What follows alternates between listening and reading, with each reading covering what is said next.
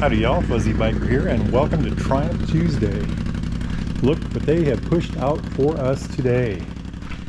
This is an absolutely beautiful machine, Triumph Tiger Sport 660.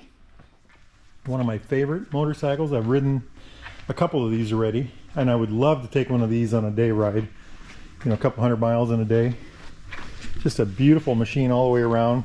I don't know how to classify its looks. It doesn't look like the Tigers over here. It doesn't look like the older bikes. It doesn't look like any of the classic machines. It's really got a look all of its own, but it's an absolutely gorgeous thing. Let's start with what it is. Let's start with the class. Where does it fit? And what I think is, if you want I'm trying to look for one. If you want a sport bike, a real sport bike, and you want something that handles great, loads of power, but yet you want wind protection, the ability to ride miles and miles and miles in comfort, and just a good all the way around bike, kind of like a sport tour bike, but without the weight, this would be the one to get. And I really think that's an accurate description of what this motorcycle is: a lightweight sport tour bike with loads of power. It's got sport bike bones for sure. So let's start with what it is. It's an inline triple. Look at that stainless steel exhaust, liquid cooled, dual overhead cam, 3-cylinder, fuel injected, of course, 6-speed transmission. Absolutely beautiful bike. It's got just about 12-to-1 compression, 80 horsepower stock, 47 foot-pounds of torque. That's about 64 Newton meters. The 6-speed transmission, I already mentioned that. Something you can get with this is let's go down here and look at this. The shift assist. This is another model, by the way. Shift assist right here. You can get that on this bike. And I've driven a couple bikes with those in the past. Not the 660s, but other models of Triumph, and they're just absolutely beautiful. So when I think of this bike, there's really three things that jump out to me. First is the engine. It's always the engine on these bikes. The second would probably, it's a kind of a tie between this system here, the weather handling, air management, and this front end. I just love this front end. So let's go from that beautiful engine. By the way, it's a 240 degree crank. I think that's the 132 firing order. But so let's go to the front end. This has got Showa forks. I don't think they're adjustable, but they're 41 millimeter inverted. They've got this nice fender that covers up the working part. I think it's 150 millimeters of travel, which is 5.9 inches, I believe.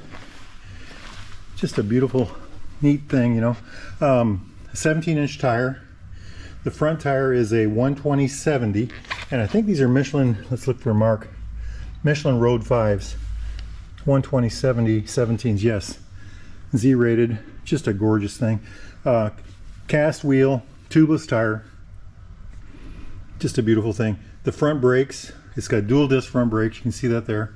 ABS, 310 millimeters, I believe. Yep, 310 millimeter. Looks like a fixed disc with a floating caliper, 2-piston Nissan caliper. Now, I've ridden this bike, and I think the brakes are just awesome. Didn't want to cuss there, sorry. They're absolutely amazing. I was incredibly impressed. This whole system, the lighter inverted fork, so the lighter moving mass here, the lighter wheel, the 17-inch tire, all of that just makes, the dual disc brakes, all that just makes for an amazing handling front end. Now, so we talked about the engine, we talked about the front end. Let's talk up here to the this very important part here, and that's the weather handling.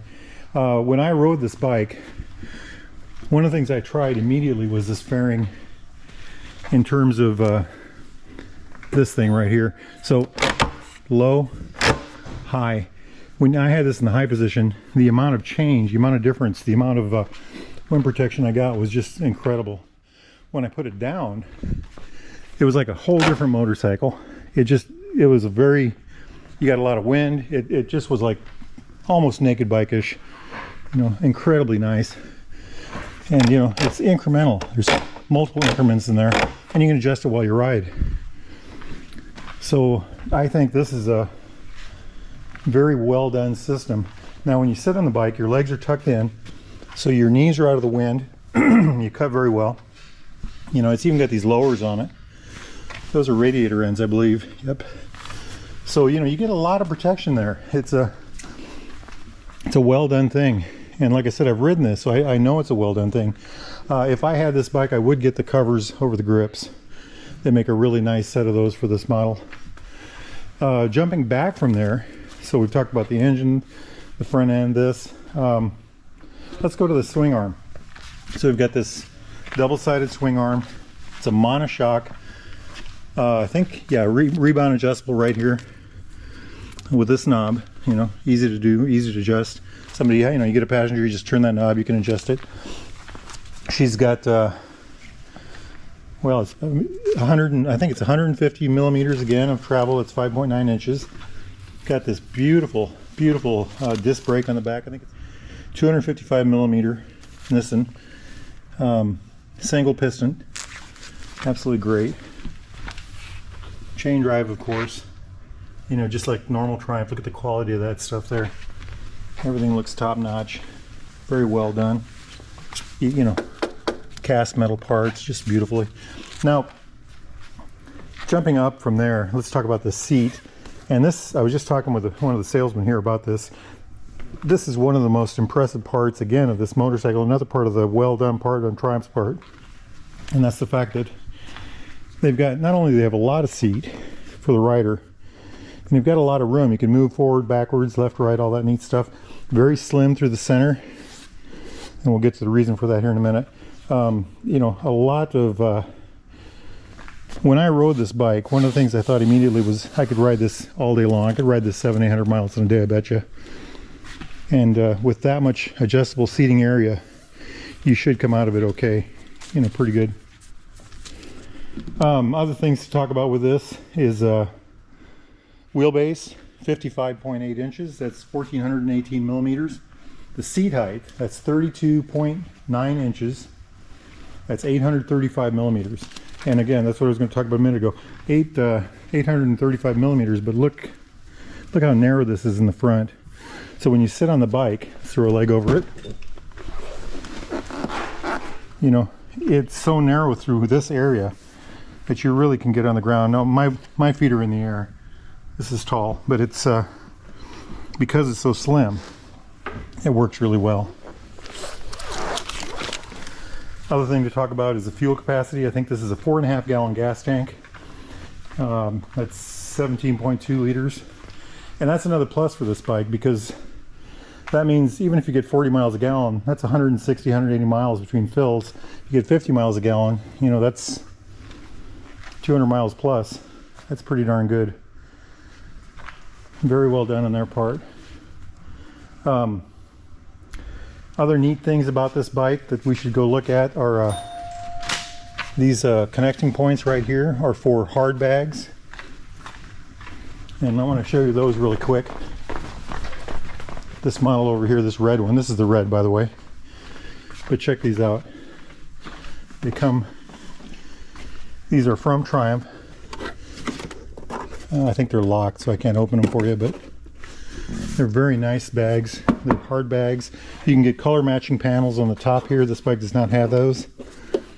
They must key lock right there. And well, we'll just let that go for today. Isn't that beautiful in red? Just gorgeous.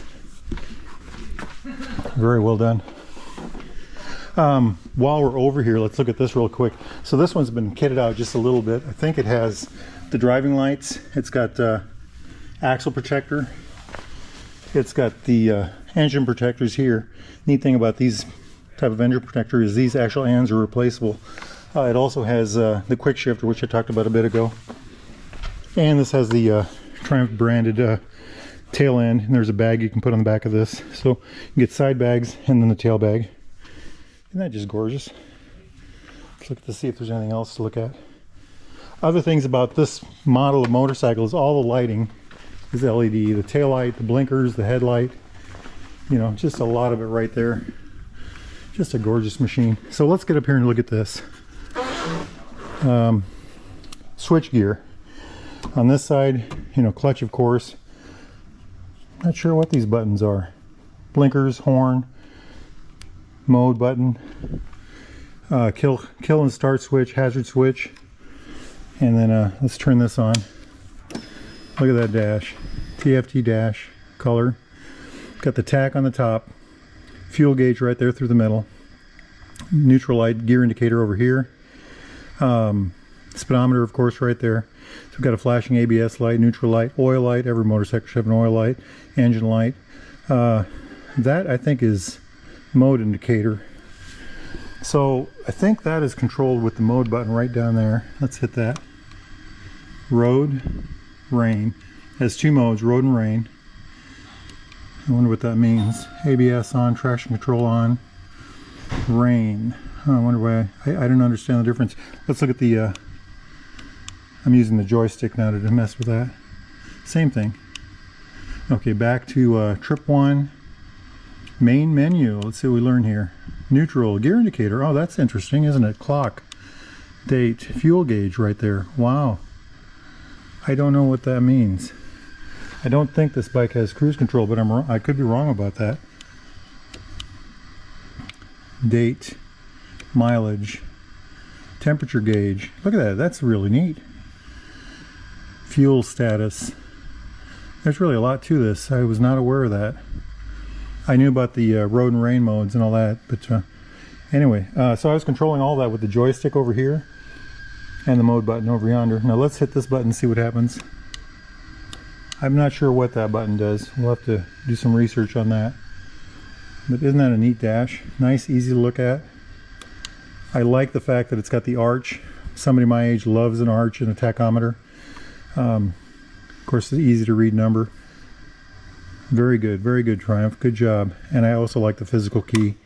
Old enough to like that. But I did ride this bike. The mirrors on it were rock solid. I love the long elongated mirrors. You can see, you know, a lot wider, a lot bigger plane. If I were to buy this bike, I would do the quick shifter.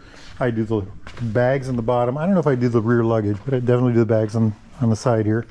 I would do I don't know what else I would do. I think that might be it. Oh, heated grips, and I do the protectors on the hand. I think that's all a guy would need. It's an absolutely gorgeous bike, in my opinion. Just love it. You know, look at that. Oh, there's another thing that I might do. They have a little fairing for the bottom that really looks sharp, and you know, it's called a Tiger, but it's really a road-oriented bike because of these 17-inch tires, and with 80 horsepower, this thing would be. This would really be a road scorcher, you know. This would destroy the cities and the interstate. I love it. I love it. Hey, if y'all are interested in something like this, or a Triumph, or you know, Scrambler, or something like this, you know, these giant Tigers that we've got over here, get yourself over to Baxter Cycle. New, used Royal Enfields, Triumphs, they can help you out. Hey, my friends, get out there and ride. Wahoo!